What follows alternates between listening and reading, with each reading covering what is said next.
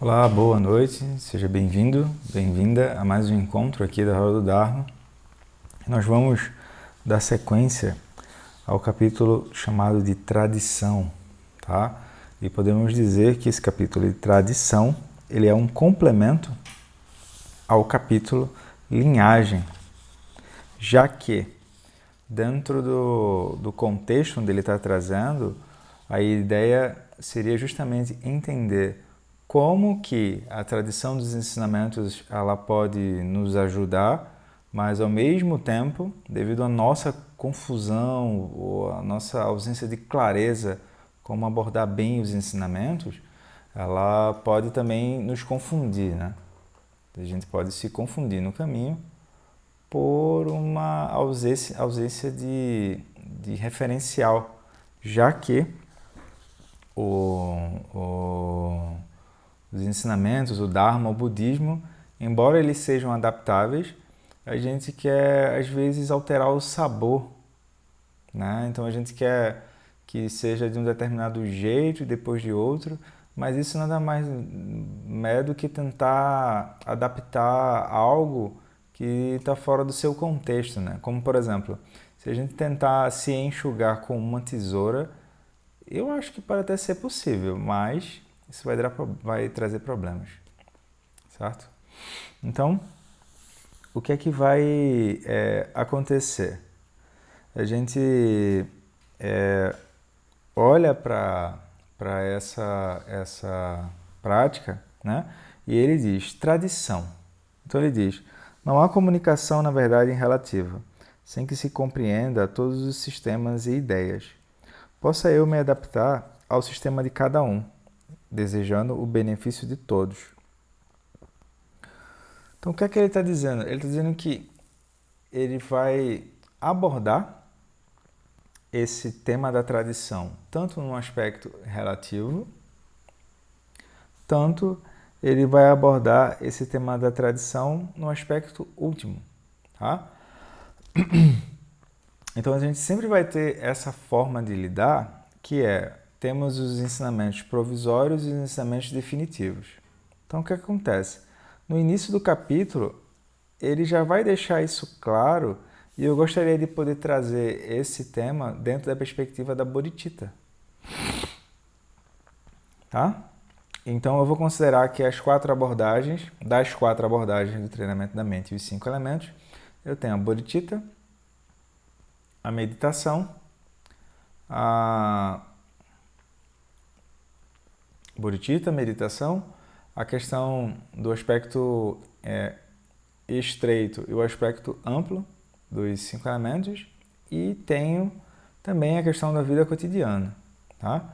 Então aqui eu vou apostar as fichas nessa questão da Bodhicitta, porque quando ele diz que primeiro ele tenta compreender os sistemas e ideias, é que a gente vai precisar da Bodhicitta relativa.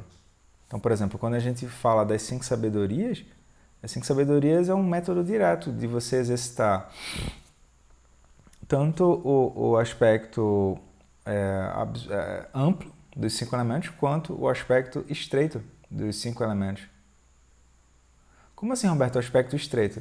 É porque na medida que a gente vai se relacionar com as outras pessoas, a gente vai ter que ver um jeito de entrar na bolha delas, não se contaminar com aquilo e ampliar a visão. Então, o ponto central mesmo é aprender a lidar com o sofrimento que surge do condicionamento à ignorância, tá? Esse é que é o ponto. Então, se a gente chegar nos lugares simplesmente falando que forma é vazio, vazio é forma nada mais é do que vazio e vazio nada mais é do que forma, as pessoas vão dar uma olhada pra gente, elas vão se assustar. Com certeza. Tá? Com certeza elas vão se assustar. E daí, o que é que a gente faz, né? O que é que a gente vai tentar fazer? A gente vai tentar entrar na bolha do outro, não jogar o jogo, porque o Bodhisattva não está interessado em jogar um jogo contra ninguém, e ainda assim, através dos meios hábeis que estão disponíveis, tentar ajudar o outro a ampliar a visão. Então, por isso que ele fala primeiro desse aspecto relativo e depois ele diz que não há liberação na verdade absoluta sem o desprendimento perante todos os sistemas e ideias. Possa eu não me adaptar ao sistema de ninguém e ir além do desejo pelo benefício. Por quê? Porque tu chega nos lugares e é simples, se você começa a experimentar a mandala, né, a mandala vaja, tu olha para as pessoas ao redor e tu acha que tu não sabe exatamente onde começa e termina o muro do manicômio. Né? Eles estão lá se achando alguma coisa muito elevada e tu tá olhando assim, bom, se não souber abrir a chave, perdão, se não souber abrir o cadeado dos 12 elos da origem independente, isso aqui não vai para lugar nenhum. Então, é importante isso, né? Em geral, esse aspecto aqui, que ele diz de não olhar os sistemas e assim por diante, esse aspecto pertence ao aspecto do caminho, né? Então, na primeira parte do treinamento, o que é que a gente vai fazer? A gente vai pegar e vai... Acho que aqui tá bom. A gente vai pegar e vai perceber o quê? Vai perceber que tem a sabedoria comum, que é útil. Por exemplo, eu só estou conseguindo acessar vocês aqui por causa da sabedoria comum, certo? E tem a sabedoria extraordinária, ou a sabedoria transcendente, né? Que aqui está sendo acessada a partir dos 5 elementos. Então, o que é que acontece? Né? O que é que acontece? Quando a gente olha para isso, como que a gente vai então praticar? Essa seria uma boa pergunta, tá? A gente vai praticar com o quê? Com chamata. Sem chamata, tudo isso que está sendo falado aqui vai parecer simplesmente um aspecto teórico. Eu gosto de enfatizar isso, eu não estou sendo contra os eruditos, nada, mas eu gosto de enfatizar isso porque, em geral, às vezes a gente esquece que o fundador da coisa, que é o próprio Buda Shakyamuni, ele não deixou nada escrito, porque ele era a experiência, né? E quando ele falava para as pessoas, ele falava com as pessoas, para as pessoas justamente diante daquilo que elas poderiam entender no contexto delas. Ele não estava preocupado em, por exemplo, parecer mais erudito, parecer mais escolástico, parecer mais isso ou mais aquilo, receber um aplauso e por aí vai. É assim que os sutras funcionam. Em geral, o que vai acontecer com os sutras é que eles vão ter várias analogias onde ele pega as pessoas que estão nas suas bolhas em sofrimento devido à ausência de lucidez sobre o que está acontecendo e vai conversar com as pessoas de modo que elas possam ultrapassar esse processo do engano. Tá? Então, por que eu estou falando disso? Porque ele vai propor então o quê? Quando a gente está treinando o shamatha, né, que é a meditação, quando a gente está treinando a mandala dos 5 elementos, quando a gente está treinando o Guru Yoga e quando a gente está treinando o Prajnaparamita, isso não pertence à verdade relativa. A verdade relativa está sempre pertencente às histórias das identidades. Ué, onde é que está o... Um momento, só para eu alterar aqui. Né? Daí, quando a gente fala em bodhicitta e assim por diante, não é que a gente está ignorando esse processo. Não está ignorando esse processo.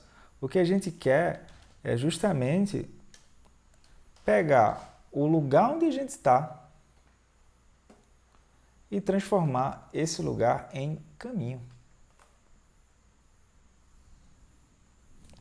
É isso que a gente quer. Então, a forma mais direta de se fazer isso é praticando a bodhicitta. Então, a bodhicitta ela trabalha tanto no aspecto relativo quanto no aspecto último. Tá? Daí, vamos dar sequência ao encontro. Tá? Então, ele diz, no universo inteiro, não há acordo com relação a uma única tradição. Tá? Mas todos os seres, dos pequenos insetos aos praticantes sublimes, dependem de alguma tradição para atingir seus objetivos. Sem que existam diferentes tradições, não é possível haver base para a compreensão ou para a associação entre os seres. Há apenas obstáculos, caos e miséria. Ainda que grupos diferentes sigam tradições diferentes, todas as tradições dependem da energia dos 5 elementos e surgem por meio de combinações diversas dos elementos grosseiros e sutis. Mesmo assim, porque cada tradição tem uma energia individual que corresponde às faculdades individuais dos seres, aos seres é difícil cruzar de uma tradição para a outra. Então, o que acontece? Às vezes a gente pode passar um tempo comparando bastante as tradições entre si. Quando a gente está fazendo isso, em geral, é como se a gente estivesse tentando ver qual é a tradição que se encaixa dentro dos nossos critérios. Como se fosse um checklist. Como se fosse um checklist. Então, isso parece mais que a pessoa ela está tentando procurar um par perfeito em vez dela procurar o caminho da liberação. Tá? Então, tem uma hora que a pessoa se dá conta que bom, mas a tradição que vem do eu, a tradição que vem a partir dos meus próprios desejos, essa tradição é a tradição do samsara, né? Por exemplo, se tivesse um Tinder com as imagens dos grandes santos, dos grandes mestres, a pessoa não ia dar match, né? Agora, se tivesse um Tinder com a própria imagem da pessoa, ela ia dizer, ah, sim, isso sim. Então, é muito importante que a gente tenha um pouco de paciência, né? Porque a sabedoria e Maharaj andam juntos o tempo todo, né? Então, para aqueles que são capazes de enxergar além da verdade relativa, a gente fala de elemento espaço, prajna paramita e assim por diante. Para aqueles que ainda não conseguem ver isso, a gente vai falar da impermanência. Então, basicamente, tradição, ele vai fazer aqui, naturalmente, Tilenorvo, a forma como ele traz os ensinamentos é uma forma poética, tá?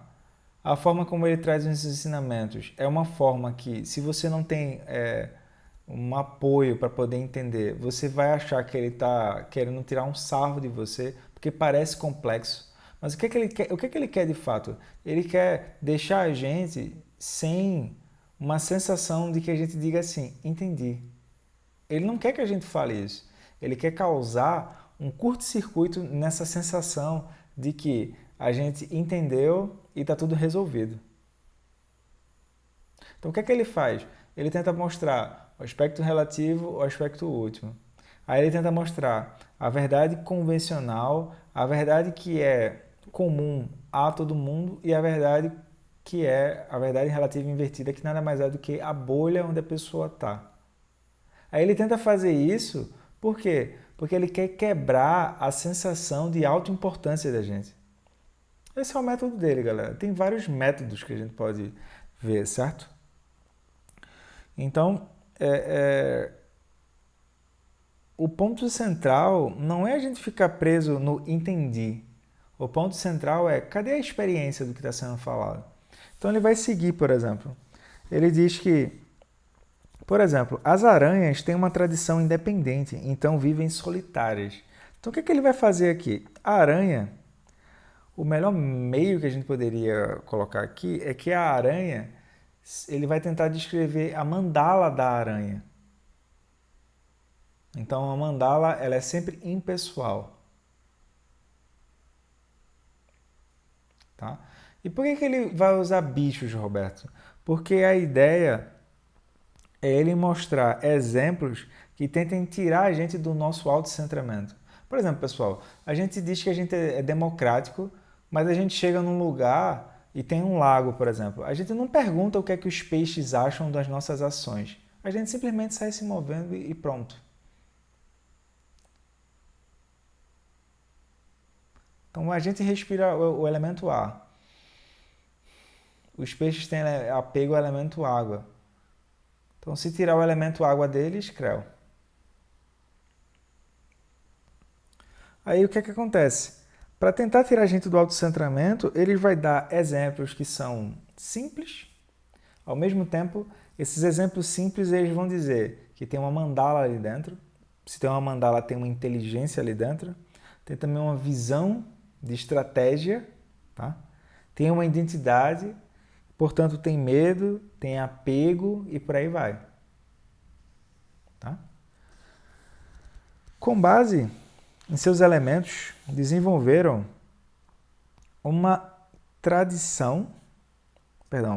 a energia e tradição particulares que as protegem e ao mesmo tempo lhes provém alimentação. Ou seja, aqui o que ele está chamando de tradição é aquilo que elas têm fé e segurança. Por exemplo, a tradição dos cientistas, a tradição dos agricultores. Está dando para entender? Aí, ou seja, ele primeiro está usando um aspecto relativo para depois ir para o aspecto último. Tá? Parece complicado, pessoal, mas não é que seja complicado, é que a gente não é acostumado a raciocinar em cima de um texto. Não sei se a gente já parou para se dar conta disso. Eu preciso enfatizar isso, sabe? A gente é simplesmente educado para reproduzir o texto. Então, por exemplo, tem esse problema grave da versiculite, né? Espero que ninguém aqui esteja sofrendo com isso, que é, eu coloco um blá blá blá, depois eu coloco uma citação de alguém e depois eu sigo com blá blá blá. Eu não tô querendo rebaixar ninguém nem provocar ninguém, tá, pessoal? Quando eu falo blá blá blá é assim, para encurtar a conversa. Só que assim, o que está sendo falado ali é como se fosse um recorte de jornal. Eu lembro quando teve o Rock in Rio, eu recortava as manchetes assim das bandas que eu gostava, que participaram do Rock in Rio. Os recortes não representam as matérias em si, representam uma ideia minha, só. E às vezes aquilo está até discrepante até, né? Tem o que o mestre está dizendo e o que as pessoas estão interpretando. Por exemplo, experimentem pegar o Novo Testamento e observar o aspecto externo, interno e secreto do que está ali no Novo Testamento, para ver o que acontece. Então, o que acontece? Aqui, ele está falando que a tradição, ou seja, a segurança, seria a tradição das aranhas. Ou seja, o que é que uma aranha faz? Aí, tem uma tradição ali, tem uma segurança naquilo. Tá? E faz a mesma coisa, de novo. Então, a aranha não tem uma tradição de serviçais, né? De fato. O ponto central também de observar a aranha é que é muito próximo de como a gente movimenta a origem independente. A teia da aranha, ela não é um movimento do ponto A para o ponto B. Ela se ramifica, ela é complexa.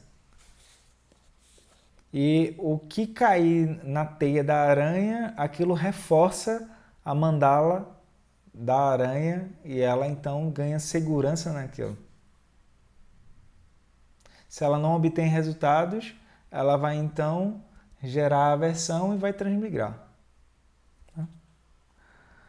Se a aranha mantém a sua tradição, ela está sempre confortável, mesmo quando muda de localização. Ainda que o local seja diferente, a teia é a mesma. Ou seja, ela tem segurança, ela tem um elemento terra relativo, né? É a teia. Então, quando ela coloca a teia, que ela obtém resultados com a teia, ela segue, né? Se, entretanto, ela tenta mudar de tradição e viver num formigueiro, isso não vai funcionar. porque as formigas são detentoras de uma tradição de grupo diferente, que é nociva para as aranhas. Então ele está convidando a gente a sair um pouco da nossa bolha, né? Em geral a gente tem essa sensação de que é o homem no céu e o resto na terra. Parece que tudo gira, né, em torno do ser humano. E não é. Tem uma natureza maior aí, né? Então, como as formigas têm uma tradição de grupo, elas vivem em colônias. Elas possuem uma energia complementar, que vem de sua interconexão kármica, assim como a cooperação do grupo. Elas são capazes até mesmo de carregar alimentos maiores que seu próprio corpo. Então, as formigas têm essa habilidade. Se elas mantêm sua própria tradição, ou seja, costumes, crenças, pressupostos, assim por diante, né? Movimentações, isso é confortável para suas vidas. Se, entretanto, a abandonam e seguem a tradição de algum outro ser, isso é prejudicial para suas vidas. Então, o que é que ele está tentando mostrar? Ele está tentando mostrar como é que funciona a verdade relativa invertida de cada ser. Ou seja, como é que funciona a bolha de cada ser.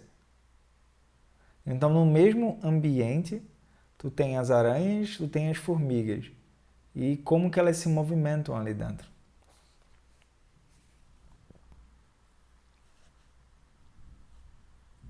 Mesmo se 100 colônias de formigas vão ao encontro de uma aranha, todas ficarão presas na teia. Estamos, é claro, falando sobre a tradição geral das formigas, não das formigas gigantes africanas. Ou seja, ele está generalizando, certo? Mesmo entre as tradições mundanas, não há acordo com relação ao mesmo tema. Então, o que acontece? Se a gente tenta encontrar sempre um ponto comum a partir do aspecto grosseiro, a gente não vai para lugar nenhum. Porque o aspecto grosseiro nada mais é do que apego e aversão a uma identidade. A identidade tem a paisagem. E a paisagem tem os 5 elementos que flutuam. O máximo que vai acontecer são subgrupos. E esses subgrupos eles vão, em algum momento, começar a entrar em conflito, né? Porque eles estão se movendo por apego e aversão. Comovente. Ele vai dar um exemplo, por exemplo. É bom comer em silêncio, numa mesa redonda com garfos e facas, seguindo a tradição polida de alguns países ocidentais. E também é bom comer fazendo sons de deleite, sentado numa almofada com pauzinhos, seguindo a tradição polida de alguns países asiáticos. Então é isso, por exemplo, a pessoa vai para um rodízio de sushi, é muito estranho que a pessoa esteja comendo um temaki com garfo e faca. Eu não estou dizendo que isso é impossível, mas estou dizendo que tem o quê? Uma paisagem sutil já operando ali. É isso, né? Ou seja, como que a gente entra nas tradições relativas sem se dar conta? E aquilo vai povoando o nosso imaginário, né? A gente não consegue ver outras liberdades dentro daquilo. Então, por isso que é importante começar a contemplar as bolhas que estão fora das nossas biografias para a gente poder arrumar exemplos e ir ampliando a nossa visão. Caso contrário, a gente não consegue nem desenvolver empatia pelos outros, né? As pessoas vêm conversar com a gente fica dando palestra educativa, assim. Então, o que acontece? Quando trocamos os garfos pelos pauzinhos, os achamos desconfortáveis, o hashi. E temos dificuldade de fazer sons de leite com a boca. E quando trocamos os pauzinhos pelos garfos, é difícil segurá-los e ficar em silêncio. Então tem isso, né? Por exemplo, a gente vai fazer uma refeição. Bom, dentro da tradição, ou seja, dentro dos costumes que eu, por exemplo, vim, os locais de refeição são locais onde você vai se encontrar com as pessoas e a refeição nada mais é do que um convite, né? A refeição nada mais é do que um convite. Na verdade, o ponto central é se encontrar e conversar sobre coisas da vida e assim por diante, né? Então, ele vai começar a dizer que tem algumas tradições em alguns países, onde, por exemplo, você arrota e a outra pessoa também arrota. E aquilo é considerado normal. Em outros países, isso não é considerado normal. se eu não me engano, na Rússia, quando um homem encontra, alguém que se define homem encontra um outro alguém que se define homem, eles se encontram e se beijam no rosto. E isso é considerado normal. Né? Aqui no Brasil isso não vai ser considerado normal. Lá no Nordeste, quando você encontra com uma outra pessoa do sexo oposto, você dá 2 beijinhos, um em cada bochecha. Eu lembro que quando eu cheguei, por exemplo, no Rio e também em São Paulo, isso não era dessa forma. E eu fiquei meio que sem entender, assim, porque eu dei 2 beijinhos e a outra pessoa ficou meio que sem entender, assim, porque ela virou o rosto, mas sem entender, né? Então isso é interessante. Aí o que é que ele vai dizer? Que isso só mostra que existem expressões diferentes para o mesmo costume. Logo, o costume em si, ele não tem solidez. Mas, se a gente estiver operando dentro da tradição, ou seja, dentro daquele costume, né? Dentro daquele hábito, a partir de desejo e apego, ferrou, certo? Então, o que é que vai acontecer? Ele também vai falar assim que existem países onde se você começar a falar na lata as coisas, você vai ser considerado uma pessoa mal educada. E existem outros países que se você falar na lata as coisas, você vai ser considerado um bom amigo. O próprio Tilly Norbo mesmo ele fala que ele achou muito estranho quando ele foi para os Estados Unidos e as pessoas, o modo delas se relacionarem era com base em carência e no que a gente chama de falsidade, certo? Então ele ficava achando estranho, que tipo de amizade é essa que não quer que o outro cresça, por exemplo, né? Por exemplo, a gente tem uma síndrome do caranguejo, certo? O caranguejo, quando o caranguejo vai subindo do balde, tem um caranguejo embaixo que ele puxa. É isso? Então, quando isso...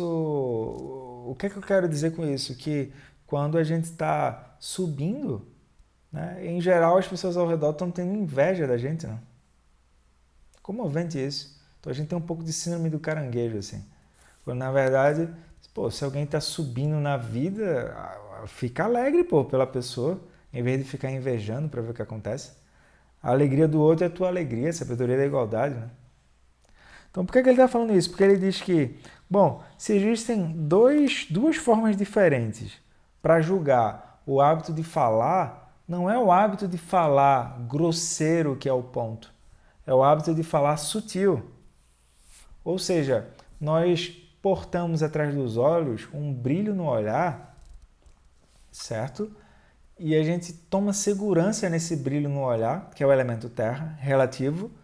E aí, quando as coisas acontecem e mexem com a nossa energia, a gente gera apego ou aversão à modulação dos 5 elementos. Então, o ponto central não é sair por aí fazendo o que dá na telha, porque a causa e efeito ainda funciona no aspecto relativo. Mas entender como que nas situações de confronto e conflito a gente está operando os 5 elementos. Tá? Então eu vou avançar, página 132, quando ele diz assim, mesmo em relação ao Dharma, até que o dualismo, ou seja, a bodhicitta relativa, das energias do elemento grosseiro e sutil se resolva numa essência secreta, diferentes povos seguirão tradições diversas. Por exemplo, é tradição para os taoístas chineses, praticantes do Tai Chi, Chuan, manter o ânus relaxado a fim de aumentar o fluxo natural de sua energia pura. E é tradição para os praticantes da yoga tântrica interior manter seu ânus fechado para manter o ar do vaso internamente e assim aumentar a energia pura. Na tradição Hinayana, dizem que aqueles que são apegados às mulheres nunca atingirão a liberação. De acordo com o caminho Hinayana, considera-se que as mulheres sejam a fonte das paixões e obstáculos para o caminho da moralidade. Ou seja, aqui ele está falando para monges homens, né? Mas poderia também ser monja e a pessoa evitar alguém do sexo oposto, certo? Por essa razão, muitos praticantes do Hinayana se tornam monges e evitam mulheres. Na tradição tântrica, é dito que aqueles que não recorrem a mulheres nunca atingirão a liberação, ou seja, oferenda de Tsogna. De acordo com o caminho tântrico, as mulheres são a fonte do fenômeno de sabedoria e o suporte do êxtase, sem desejo que surge por meio do desejo. Assim, muitos santos revelaram que elas devem ser buscadas como consortes. O que é isso? É melhor não tomar isso como aspecto grosseiro, tá? O que ele está falando é assim, no caminho Hinayana, o que as pessoas querem, elas querem um Buda Dharmisanga para poder se isolar do mundo. No caminho do yogi, que é isso que ele está falando aqui, você não vai se isolar do mundo, porque o ponto central é ver as aparências a partir do aspecto amplo dos 5 elementos. Então, como é que tu vai fazer isso? Tu vai ter que treinar os 4 pontos do treinamento da mente em 5 elementos e tu vai ter que andar no mundo, pô. Porque vai ficando claro que aquilo que é chamado de obstáculo só se torna obstáculo porque a gente não estava vendo como que os 5 elementos estavam modulando em relação àquela experiência. Existem algumas experiências que a gente vai ter consciência, existem outras experiências que não. Aquilo precisa de um tempo. Existem experiências que a gente vai dizer, nossa, de novo, de novo, de novo. E é isso mesmo. Né? A gente está no caminho tentando entender como que isso funciona. Então ele vai dizer, por que existem então diferentes métodos? Porque as diferentes tradições são adequadas para faculdades diferentes. Então o único método é aceitar o que desejamos, de acordo com nossas faculdades, seja a tradição hinayana ou a tradição tântrica, ou as duas. Se temos medo de mulheres, podemos aceitar a disciplina do Hinayana. Se as amamos, então podemos aceitar o complemento externo da consorte, sabedoria interior da sabedoria tântrica. Ou podemos aceitar ambas as tradições se somos capazes de transmutar os diferentes aspectos em uma única essência. Tem uma história de Chagdu Rinpoche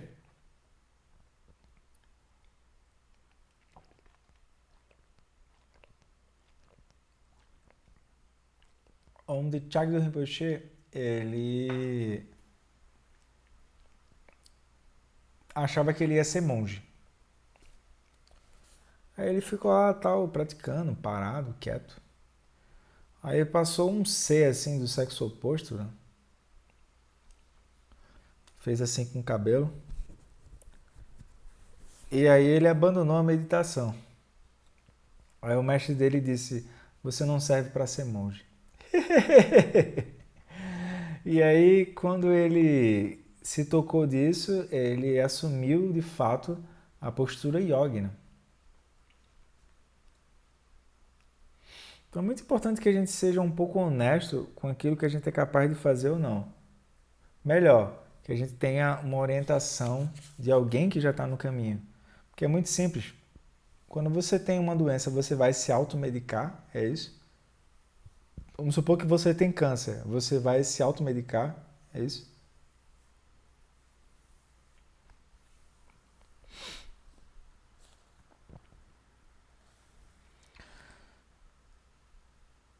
O que ele está tentando mostrar, pessoal? Que para aqueles que seguem o caminho Hinayana, só o fato do desejo sexual surgir, a pessoa já tem medo daquilo.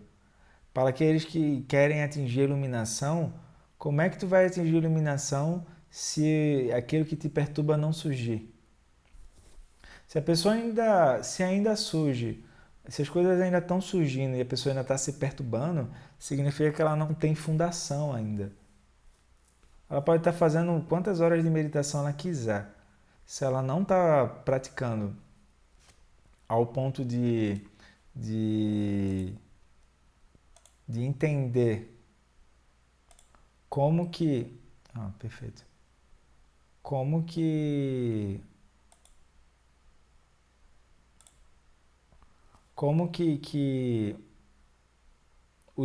a energia se movimenta nela, aí muito difícil é atingir a liberação.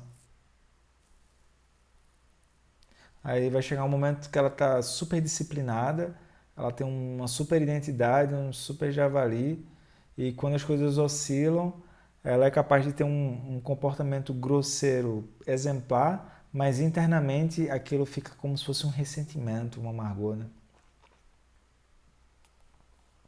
Então, no sentido último, para a finalidade da iluminação, precisamos reconhecer o espaço claro da sabedoria sem tradição, tá? Que é a fonte de todas as incontáveis tradições. Ou seja, é maravilhoso. É assim, essa forma de Tilenorbo pensar e trazer os ensinamentos é maravilhosa, pessoal. Porque o ponto central é o aspecto de sabedoria e não ficar frequentando. É melhor frequentar, certo? Mas o que eu estou querendo dizer é que a gente passe do aspecto de institucionalização, o aspecto de clube, que a gente tem lá no fundo uma carência de pertencer a isso ou aquilo, porque a pessoa não recebeu isso ou aquilo e por aí vai. Então, aqui ele está falando de Guru Yoga, ou seja, no sentido temporário, enquanto nossas faculdades forem obscurecidas, não poderemos rejeitar a tradição. Ou seja, a pessoa não atingiu ainda a condição de liberação. Então, é mais ou menos como alguém que tem câncer. Quer dizer que você vai deixar o tratamento de câncer? É isso? Né? Então, aqui, quando a gente fala de tradição, não é que a gente está venerando alguém, não é que a gente está bajulando alguém. É que simplesmente se tu não tem um referencial sobre o que é bom ou ruim, qualquer pessoa que apareça com uma boa oratória, carismática e falando aquilo que tu quer ouvir, você vai ser feito de trouxa, né? Além do mais, é muito simples. Aquilo que a pessoa está te oferecendo é o máximo que ela conseguiu ver. Então, a única coisa que vai acontecer é que tu vai chegar no mesmo lugar onde a pessoa está. Ponto. Então, se a pessoa está confusa, tu vai levar a confusão. Se a pessoa está... Pronto, é só isso que vai acontecer.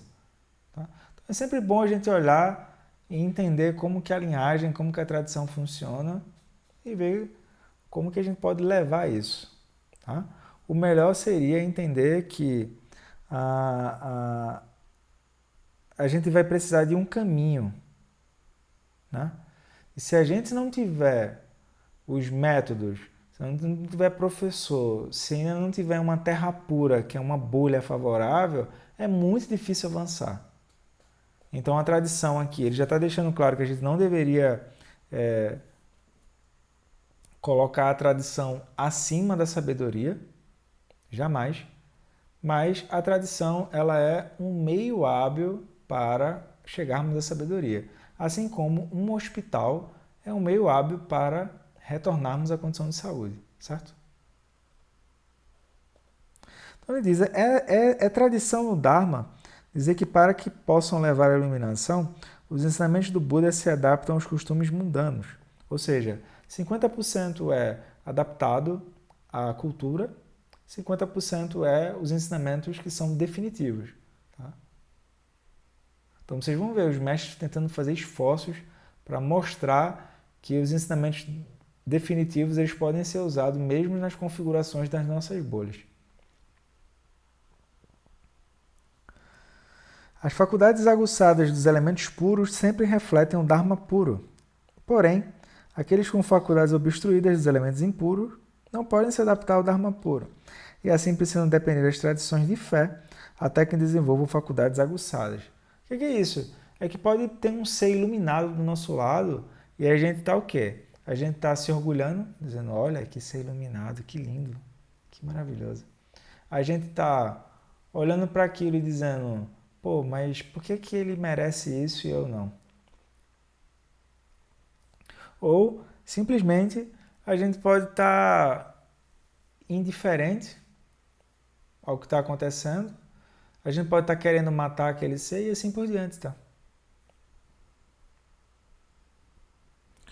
Então, quando ele fala aqui tipos de fé, fé aqui significa onde depositamos nossa segurança, elemento terra. Onde é que está nosso elemento terra, afinal? Né? Há 3 tipos de fé. a fanática, a clara e a racional.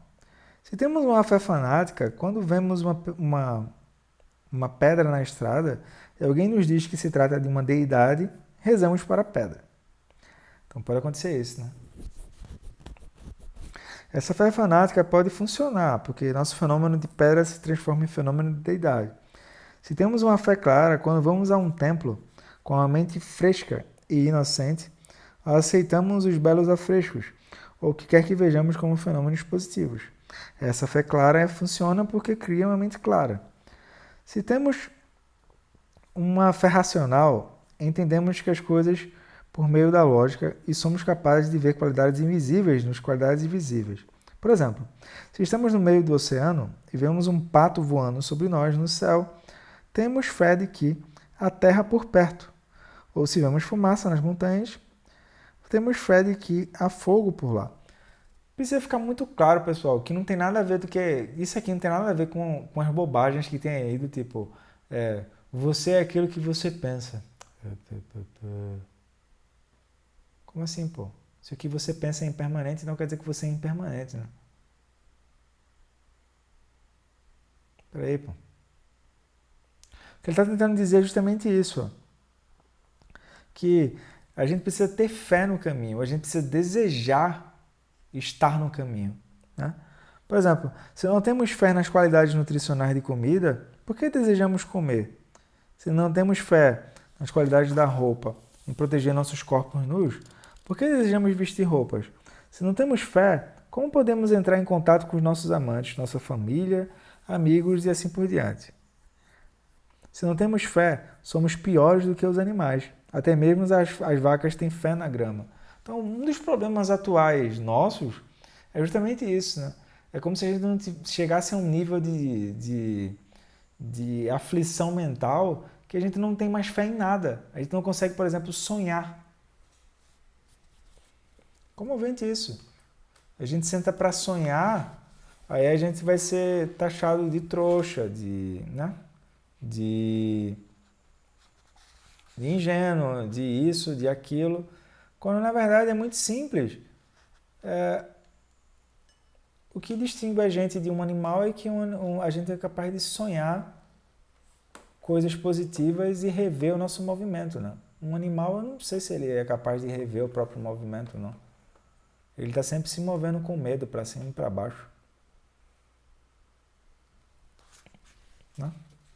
Não sei se o animal reflete, poxa, será que eu posso ser uma pessoa, um animal melhor amanhã? Ele está sempre fazendo as mesmas coisas. Né?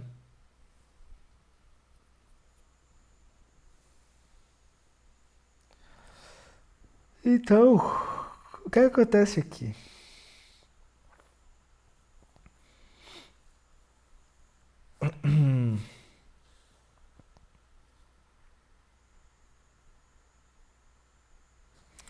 Ele agora vai apontar o seguinte.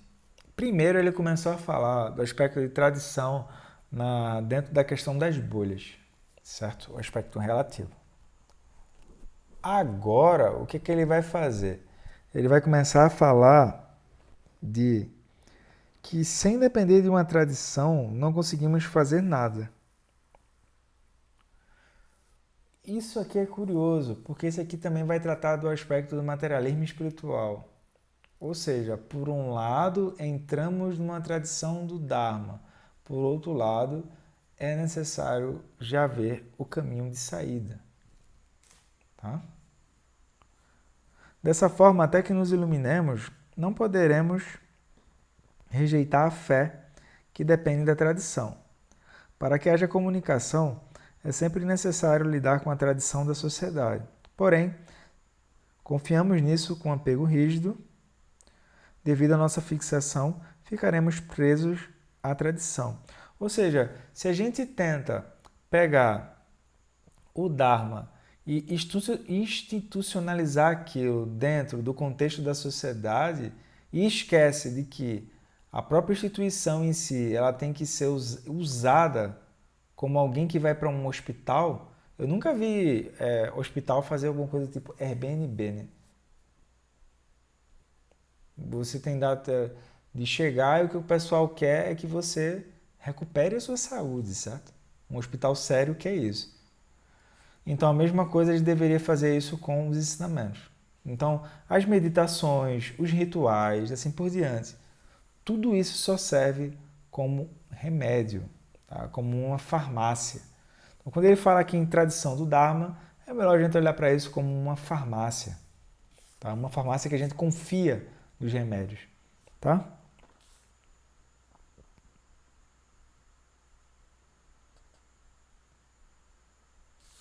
Então, na página 135 ele diz: do ponto de vista do Dharma, para que serve a tradição do Dharma, né? Para que servem os ensinamentos? Para que servem esses livros todos aqui, né? Para tentar destruir a tradição do Sansara, por meio das expressões de sabedoria de meios hábeis, tais como escrever, pintar, falar ou ensinar como atingir a iluminação, que está além da tradição. Ou seja,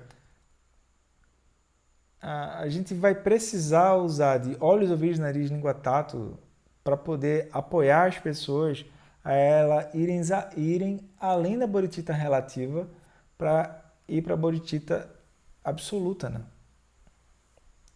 Por exemplo, isso que a gente está fazendo aqui na Roda do Dharma é a bodhicitta de aspiração. Ou seja, a gente está aqui, eu aspiro, vocês também aspiram que tudo seja positivo, que as coisas andem numa direção melhor, que a gente possa praticar e assim por diante. Certo?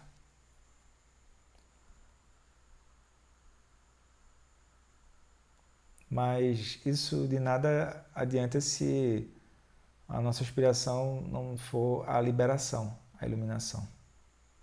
Se a gente estiver aspirando essas coisas todas aí, no aspecto relativo, mas não tiver entrado no budismo para se liberar do próprio budismo, algo de errado não está certo, vai dar problema. Alguma coisa vai dar problema aí. Tá?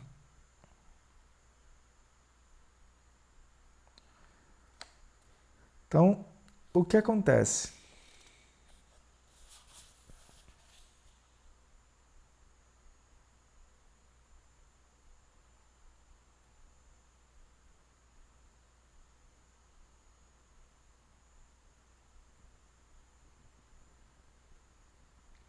Depois, ele vai começar a fazer um comparativo entre a tradição, por exemplo, dos artistas. Então, ele vai falar da bolha onde os artistas estão e que é possível ultrapassar essas limitações para cruzar para o aspecto amplo, que seria a liberação e a iluminação. Depois, ele vai falar dos filósofos.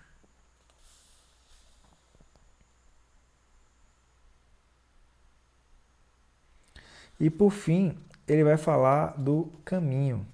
Então, por exemplo, por que eu estou dando esse resumo? Porque ele vai dizer, se temos enquanto, página 136, se temos enquanto artistas a intenção limitada de expressar apenas as formas estéticas nos limites de nossa própria tradição, ou seja, a pessoa está só repetindo a originação dependente, né?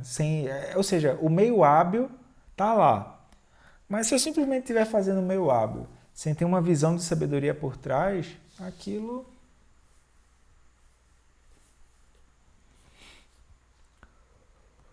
Então, se temos enquanto artistas a intenção limitada de dispersar apenas as formas estéticas nos limites de nossa própria tradição, que vemos pelos olhos obscurecidos dos elementos grosseiros, então tudo bem para nós permanecer sempre presos no campo limitado da tradição do nosso próprio país. Se temos a intenção, quando ele fala em intenção é bodhicitta, tá? Temos a intenção vasta de ser artistas sublimes, de expressar as qualidades da tradição de sabedoria ilimitada. Tradição da sabedoria ilimitada é elemento de espaço, né? Ou seja, a mente búdica. Então precisamos sair do canto sombrio da nossa tradição e ir para o centro, sem rejeitar o canto que também pertence ao centro. E ao permanecer no espaço iluminado do centro, o centro é o quê? O centro da mandala. Não é a questão do traço ou da arte em si, é o lugar interno de onde aquilo está vindo. Por exemplo, o Trungpa Rinpoche, quando ele chega nos Estados Unidos, ele pega um quadro branco e desenha uma pomba no quadro branco. Aí ele diz que a pomba só é possível de ser desenhada num quadro branco porque todos os seres têm a natureza búdica. Caso contrário, a pomba não poderia ser desenhada ali. E ele diz que o quadro branco, ele é a nossa essência, ele é como a nossa mente, né?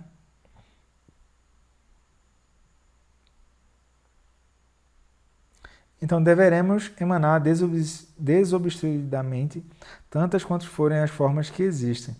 Ou seja, o ponto central, pessoal, nunca é o meio hábil, é o lugar de onde tu está olhando para aquilo. E é a partir daí é que vai surgir o meio hábil. Tá?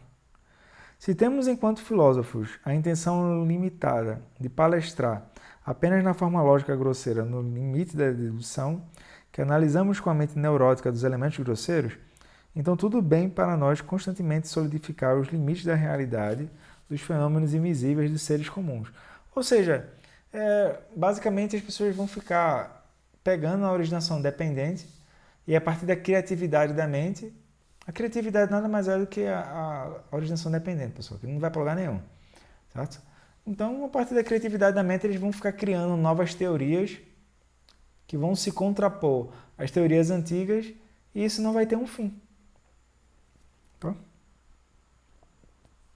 Aí ele vai dizer, por exemplo, se temos a extensão vasta de ser filósofo sublime, por exemplo, Nagarjuna, certo? Então, por meio da lógica visível dos seres comuns, precisamos evitar expectativas de títulos e graduações externamente pomposas e internamente sem essência, e devemos passar pelo tesouro de sabedoria de nosso conhecimento limitado, como um nobre rio passa por todas as universidades do universo, compartilhando o néctar de nosso conhecimento com todos os recipientes fluviais dos estudantes do nosso mundo. Eu acho que isso aqui fica muito claro a gente pegar o exemplo do Lamarlon Wallace, certo? Onde ele pega a ciência e por dentro da ciência, pela habilidade que ele tem, pelo tempo que ele tem de prática, por dentro da ciência, ele consegue fazer um diálogo profundo, né, entre a ciência e as tradições contemplativas, e dentro dessas tradições contemplativas ele fala do budismo. Tá? Depois ele vai falar de monge, tá? Como funciona o monge, onde ele vai criticar que se temos, enquanto monges, a intenção limitada de expressar formas morais nos limites de nossa própria tradição, que consideramos com a mente moral egóica de nossos elementos grosseiros, ou seja, tem o que está sendo passado pelos ensinamentos e tem o que o monge quer entender a partir dos ensinamentos. Então, tudo bem para nós permanecer atados pela disciplina inútil da tradição do nosso próprio grupo. Por que disciplina inútil? Porque a disciplina não é capaz de conter os 5 elementos, né?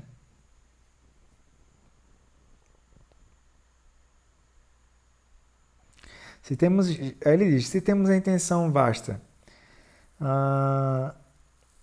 de ser monge sublime e aceitar a tradição ilimitada da pureza de sabedoria, então precisamos nos libertar do jardim cultivado da organização tradicional do grupo de monges e ir para a imaculada e vasta ilha da moralidade, permitindo que nossa moralidade desabroche como um lótus, cujas pétalas internas e externas são puras, e cujo perfume natural e incondicional de mel emana desobstruidamente para tantos quantos seguidores abelha existirem. Ou seja, ele está criticando o caminho do comportamento elevado, criticando o caminho do ouvinte, certo? Por quê? Porque aí o monge está lá, aí ele vai seguir tudo de modo exemplar o que está na instituição, mas ele mesmo não aspira mais se liberar da condição de monge. Ele vai gerar um apego aqui, ó. Então é melhor se utilizar da capa, da identidade de monge, para ir além da capacidade de monge. É sempre isso, tá? A ideia não é virar afiliado ao partido budista, não é isso. Então, se temos enquanto yogis a intenção limitada de expressar formas supersticiosas no limite de nossa própria tradição, que visualizamos com a mente fixada de nossos elementos grosseiros, então tudo bem para nós sempre permanecer atados pelos limites de paranoia positiva. Ou seja, o que é a paranoia positiva? É simplesmente alguém que está olhando para a realidade e a pessoa não tem fé nos ensinamentos. Ela não está praticando os ensinamentos. Ela simplesmente pega os ensinamentos para fazer uma outra coisa. Do tipo assim, pessoal, vamos fazer uma cota para ajudar os gatos que estão na rua. Aí ela começa a fazer aquilo, aquilo começa a funcionar, ela acha que os ensinamentos é isso. Aí cadê o aspecto da liberação? Ah, não, eu já estou fazendo a minha parte, que é ajudar os outros. Então isso seria a paranoia positiva, né? É o quê? Os ensinamentos ainda estão externos a mim. Eu não quero experimentar os ensinamentos. Eu finjo seguir os ensinamentos.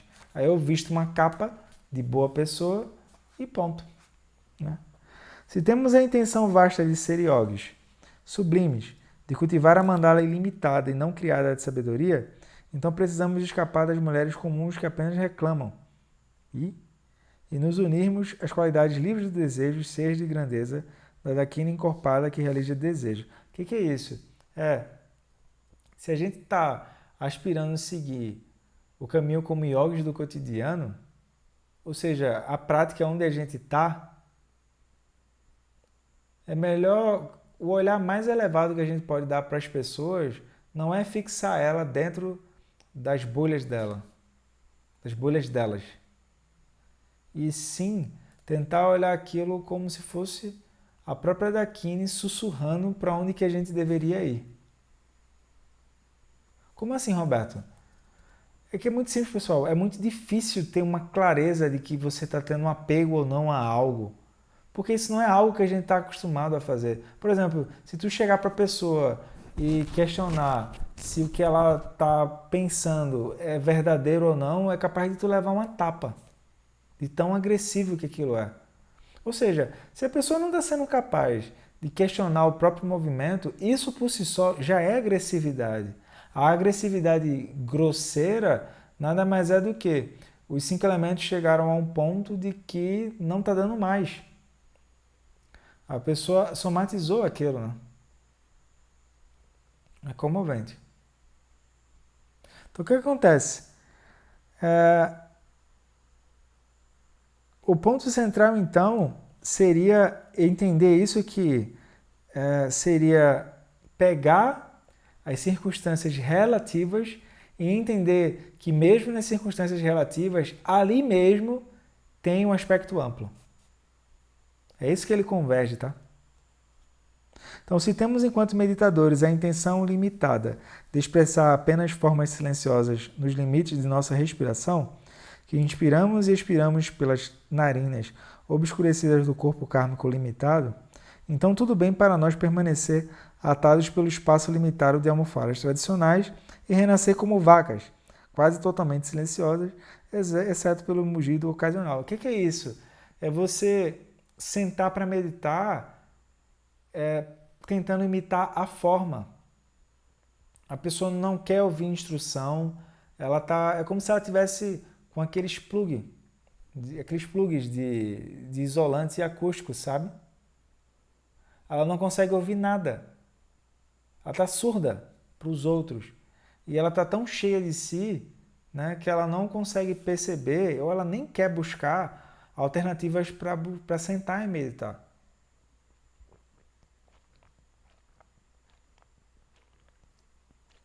Aí, nesse caso, o que acontece? Ele diz que a pessoa vai renascer como uma vaca. Por quê? Ele está sendo brincalhão e duro ao mesmo tempo, né? Por quê? Porque a pessoa está só parada, pô. E a ruminação mental segue. O máximo que ela vai fazer é como se ela arrancasse a grama, mas a raiz das aflições mentais ainda está lá. Isso já foi descrito pelo Buda há muito tempo. Né? Daí, ele diz: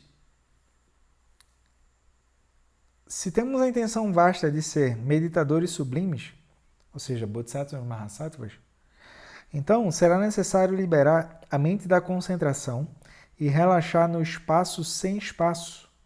Por quê? Porque às vezes a gente pode ficar falando o espaço, o espaço, o espaço, certo?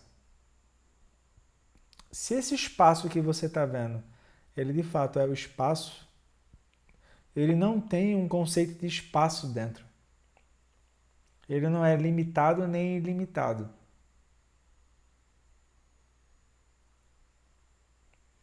Tá? É o que a gente vai chamar de mente-céu.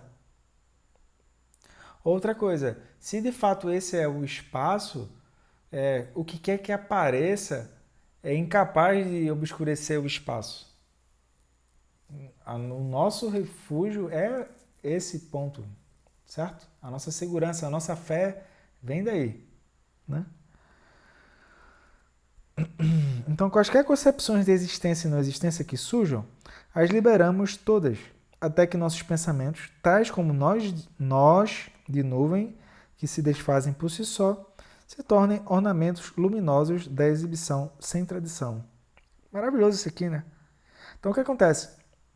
Os pensamentos e emoções vão continuar surgindo. Não quero decepcionar ninguém. Só que a gente vai liberar a experiência. Por quê? Porque não tem alguém apreendendo a experiência. Daí, é como se fosse uma nuvem se desfazendo no céu. E o que é que sobra? Não sobra Buda, não sobra budismo, não sobra nem mesmo Dharma, nada. O que é que sobra?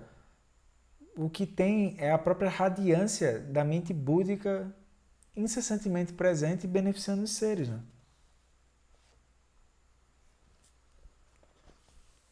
Daí vai ficar mais claro, por exemplo, entender como que os seres eles têm também essa natureza e eles começam a fazer laçadas de originação dependente,